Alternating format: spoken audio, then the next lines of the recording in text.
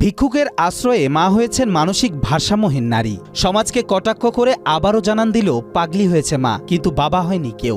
সন্তানসহ নিজের পরিচয় বলতে না পারা এই মানসিক ভারসাম্যহীন নারীকে মায়া থেকে নিজ বাড়িতে জায়গা দিয়েছিলেন ভিক্ষুক আয়েশা। এই ভিডিও যে 4টা মাস ধরে যে সেবা যত্ন করতে আছে, আপন মাও এতটুকু সেবা যত্ন করে না। আমি গেছিলাম এক কম্বল লেগিয়া ভাইও, এরপরে গিয়া দেখি মা ডিসাইডি খায়। এরপর আমার মায়া লাগছে দেখে আমি আনছি, আইনে আসু দিছি। এসবাতে বাচ্চা নন খাওয়াইতে আসি। লিলি হালাল বিউটি সোপ, বিএসটিআই কর্তৃক সনদপ্রাপ্ত দেশের প্রথম হালাল বিউটি সোপ, দীপ্তিময় উজ্জ্বল ত্বকের জন্য।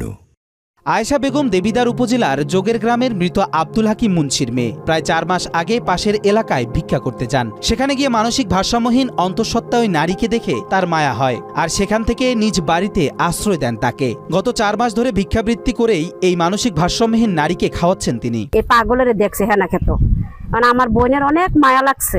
মায়া লাগার পরে আমার বোনে বাড়িতে নিয়ে আসছে। আমার বোনে অনেক মানে যথেষ্ট পরিমাণ মতনে ভালোভাবে মানে হ্যাঁ সেবা যত্ন করতেছে, কিন্তু আমার বোনে মানুষের থেকে চাইয়া চাইয়া খায় এবং হ্যাঁ আসছে। মানসিক ভারসাম্যহীন হয় আয়েশা বেগমকে প্রায়ই মারধর করেন এই নারী।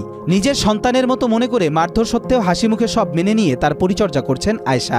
আয়েশার পরিশ্রম ও ত্যাগের দীর্ঘ লড়াই শেষে 12ই মার্চ রাতে মানসিক ভারসাম্যহীন নারীর কোল জুড়ে এসেছে কন্যা সন্তান। মাঝে মাঝে আমার বোনেদের মারো কথা, আমার মাইয়া যদি মারতো কি করতাম। হে মাইয়া মনে করে আমার বোনে অনেক কষ্ট করতে, আজকে 4টা মাস আমার বোনের ঘুম নাই, খাওয়া নাই, হ্যাঁ পিছিয়ে দৌড়াদৌড়ি।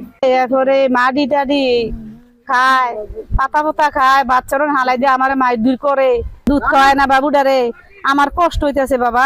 বুদ্ধি প্রতিবন্ধী ওই নারী কথাও বলতে পারেন না, কেবল কাগজে নিজের নাম লিখতে পারেন। বিভিন্ন সংবাদ মাধ্যমে তার খবর প্রকাশ হলেও এখন পর্যন্ত খোঁজ মেলেনি তার কোনো স্বজনের। এদিকে আয়েশা বর্তমানে নিজের পরিবার চালাতেই হিমশিম খাচ্ছেন। নতুন অতিথির আগমনে তার দায়িত্ব আরও বেড়ে গেছে। সেই সাথে চিন্তার ভাঁজ দেখা গিয়েছে কপালে। সদ্য জন্মানো কন্যা শিশুটির ভবিষ্যৎ নিয়ে শঙ্কায় দিন কাটছে তার। আয়েশা সহ প্রতিবেশীদের দাবি সরকার ও বিত্তবান যেন এদিকে সুনজর দেয়। যিনি এনেছেন ওনার আর্থিক অবস্থা খুব খারাপ, শোচনীয়। তো উনি নিজেও ফাইন্যান্সিয়াল ভাবে সাপোর্ট দিতে পারতেছে না, এবং ওনাকে যে টেক কেয়ার ভরণ পোষণ এগুলো উনি বহন করতে পারতেছে না। যে দেবিদ্বার প্রশাসন ঊর্ধ্বতন কর্মকর্তা আছে তাদেরকে আমি রিকোয়েস্ট করবো যে তার জন্য খুব দ্রুত এটাকে একটা সুরাহা করে। এ বিষয়ে দেবিদ্বার উপজেলা নির্বাহী কর্মকর্তা সার্বিক সহযোগিতার আশ্বাস দেন। মানসিক ভারসাম্যহীন হলেও সে বাংলাদেশের একজন নাগরিক, তাই তার অধিকারের জায়গা থেকে সব রকম সুযোগ সুবিধা সে পাবে বলেও জানান তিনি।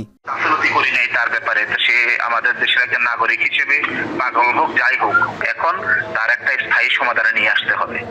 এখন সেটা শনিবার বা রোববার সমাজসেবা অফিসারের সাথে বসে আমরা কিভাবে একটা স্থায়ী সমাধানের দিকে যেতে পারি ওইটা একটু আলোচনা করে। আয়েশা ও মানসিক ভারসাম্যহীন নারীর এই ঘটনা আবারও প্রমাণ করে মানবতা এখনো জীবিত। সেই সাথে একজন মানুষের ছোট্ট সহানুভূতি বদলে দিতে পারে আরেকজনের পুরো জীবন।